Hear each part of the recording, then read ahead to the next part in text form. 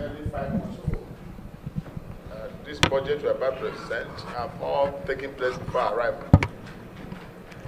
Next year budget, we will start early to see what difference we can make, especially if we really believe that tourism is the way to go, and if tourism will help to in the diversification of our economy, which we have all agreed we must do. So it's a must do, because it's obvious that oil can no longer meet our need, our yearnings for the development of our nation. We have made comparisons with countries like UAE and China, Korea, Singapore, Malaysia, and many countries. And we saw how they're doing well with their tourism. And we have more natural tourism than most places in the world. So it's a must-do, gentlemen. We must start it now and make sure we'll hand over to subsequent generations something worthy to be remembered. If we continue this way, I do not see light at the dark end of the tunnel. You agree with me that the budget of this year it will be worse than the one of last year. The one of last year is worse than the one of previous year, and the one of this year is not better than the one of. So we're dwindling, and when we talk about giving somebody 50 or 100, 1 billion naira, we think we're going to invest 1 billion naira. In actual sense, if you look at the exchange rate 20 years ago, you know how much we're getting now. So I don't say we're doing well in tourism. It's something that we must give attention. And next year we shall beckon on federal government to look seriously into the budget provision for the Department of Tourism, because it is very, very key. Good soup, na money maker.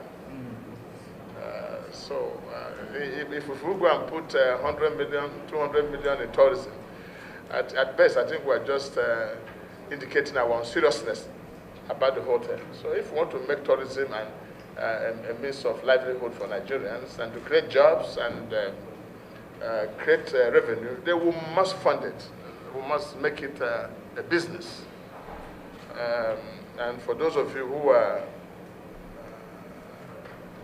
the drivers of this sector of our economy, must also sit up and do your utmost best. Some of you look like you are demoralized already.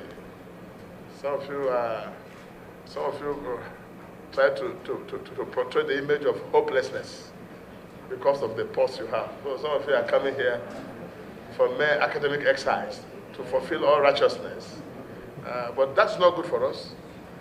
We should begin to think outside the box. I've engaged your minister one-on-one. There's no, why we blame or request the federal government to do something. We also have responsibilities ourselves. There's nothing as good as starting. If you have one naira, start somehow. Start. So I had challenged your minister when he mentioned all the difficulties he's been facing, and I quite agree with him. How would you have tourism where insecurity is thriving day by day, infrastructure is not there, and no funding? So, but I challenge him to say, listen, what rules the world is ideas, not money. So, first of all, the ideas must be right. The vision must be right. And I challenge all of you to provide the right vision, especially the executive arm of government, to start driving and encouraging tourism in this country. My Bible tells me that where there's no vision, the people perish. It didn't say where there's no money. So money is inconsequential when it comes to ideas. So one of the things I challenge you, the Honorable Minister, is to say, listen, okay, we don't have money. Let's do this something. Let's think outside the box. I say right now, our music industry is becoming the best in the world. Could we set up a day in 2020, collectively by all the Department of Tourism, and then start showcasing what we have, first in the world? I will have Meet Mr. President program by all the artists, all the musicians, all the likes of Wizkid, Davido, and all these boys that pull millions of crowds followership in social media all over Africa and all over the world. And said they have one big show in Nigeria. I will start advertising it. I will say, okay, listen, let's get it done. As I'm talking to you now, no money is involved. It's only a letter from the Honorable Minister of Information and Department to say, listen, we're inviting you for an award or for a handshake with Mr. President of the Federal Republic of Nigeria. And we dress our Mr. President in jeans that day with black goggles, looking cute. And he goes to the stadium, and all these boys are here. Do you know how many people will come from Ghana?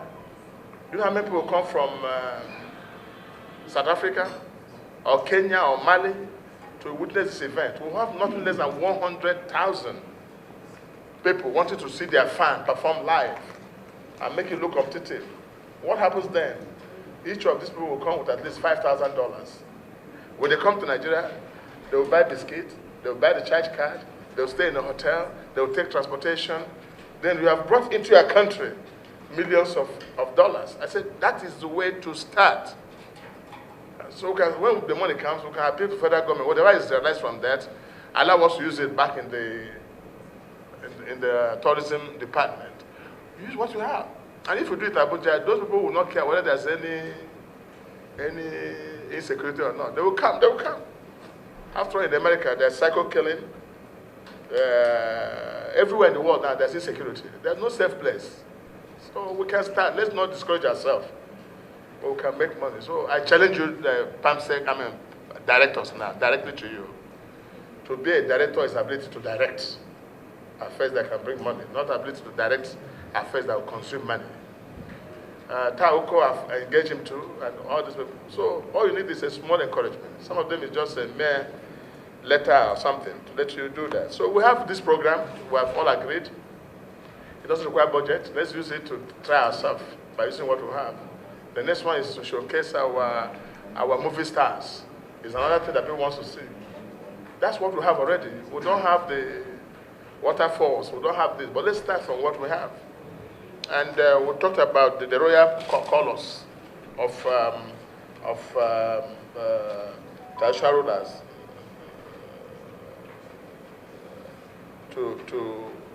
as a program too. So we can start with some few programs until such money is coming. Well, the essence of my brief is to tell you that I understand your pains and the challenges of lack of money in this budget. We'll do our best next year to see what we can do because it's quite late. We're giving only 5% up or down. So for me, it's a very tight budget. So once more, you are most welcome. And I pray God Almighty to guide all of us and bless all of us and show us the way through to this our challenging time. God bless all of you. Honorable Minister, I'm getting, do you have your presentation? We're supposed to have gotten your papers before now, but I'm told before then, let me allow my Vice Chairman, His Excellency, to please introduce himself.